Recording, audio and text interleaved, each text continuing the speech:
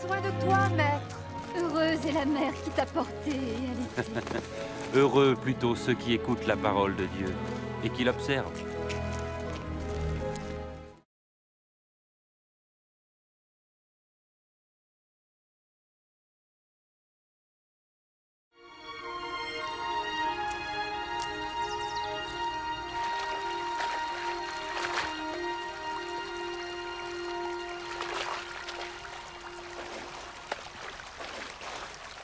Apprends-nous à prier, comme Jean l'a appris à ses disciples. Quand vous priez, dites « Notre Père qui es aux cieux, que ton nom soit sanctifié, que ton règne vienne, que ta volonté soit faite sur la terre comme au ciel. Donne-nous chaque jour notre pain quotidien. Pardonne-nous nos offenses, comme nous pardonnons aussi à ceux qui nous ont offensés. Protège-nous contre la tentation et délivre-nous du mal. »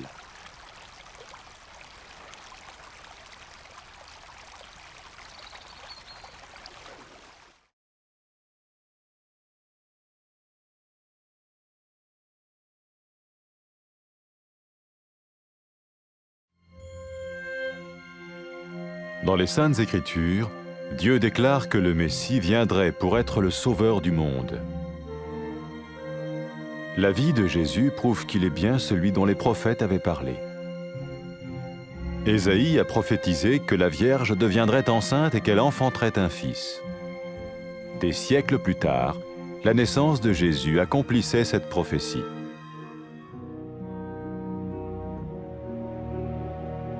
Les Saintes Écritures déclaraient que le saint à naître serait appelé le Fils de Dieu.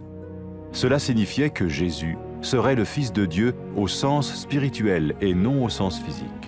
Nous le voyons par sa manière de vivre.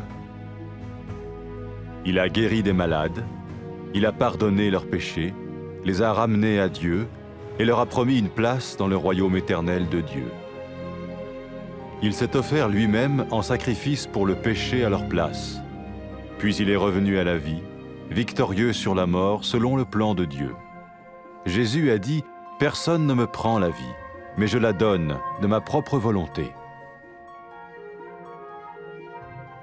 La vie de Jésus n'a pas seulement accompli les écrits des prophètes, mais elle a aussi confirmé la vérité de la sainte parole de Dieu. Les prophètes avaient écrit « Ta parole, ô mon Dieu, est parfaite, elle dure à toujours. » Jésus lui-même a dit « Le ciel et la terre disparaîtront, tandis que mes paroles ne disparaîtront jamais. » Jésus est venu pour nous donner la vie dans toute sa plénitude. Mais quand l'homme a désobéi à Dieu dans le jardin d'Éden, il a choisi sa propre voie et ses actions l'ont séparé du Créateur.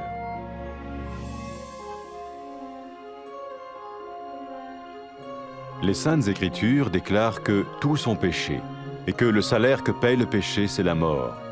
Il s'agit de la mort spirituelle, éternelle séparation d'avec Dieu. Mais tout comme Dieu a donné un bélier pour qu'il meure à la place du fils d'Abraham, ainsi il a envoyé Jésus, le Messie, mourir à notre place.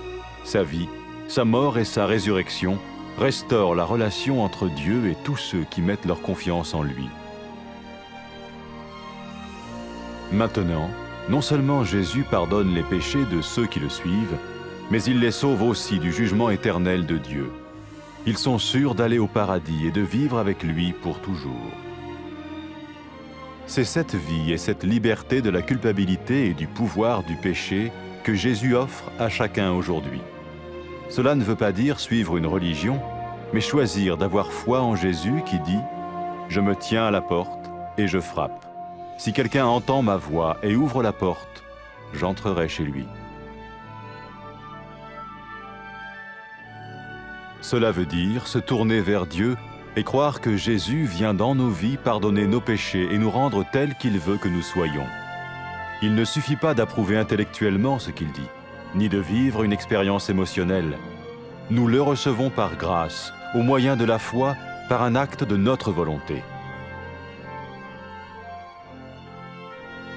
Lorsque quelqu'un est prêt à suivre Jésus le Messie, il peut lui parler par une simple prière. Peut-être êtes-vous prêt maintenant à ouvrir votre vie à Dieu. Si oui, vous pouvez vous joindre à la prière suivante, silencieusement. dans votre cœur. Seigneur Jésus, j'ai besoin de toi. Merci d'être mort sur la croix pour mes péchés.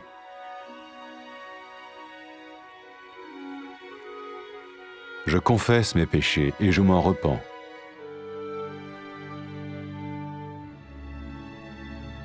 Je t'ouvre la porte de ma vie et je te reçois comme mon Sauveur et Seigneur.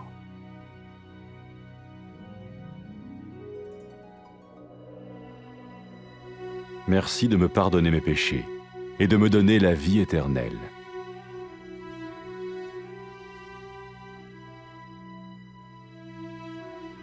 Fais de moi le genre de personne que tu veux que je sois.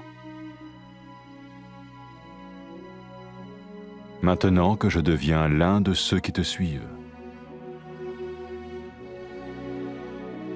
Amen.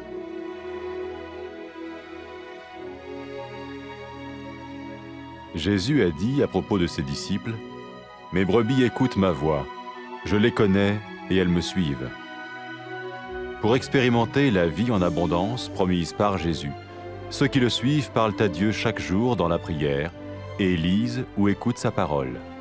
Ils parlent de lui à d'autres personnes et rencontrent régulièrement ceux qui l'aiment et le suivent. N'oubliez pas sa merveilleuse promesse. Tout pouvoir m'a été donné dans le ciel et sur la terre. Et sachez-le, je vais être avec vous tous les jours jusqu'à la fin du monde.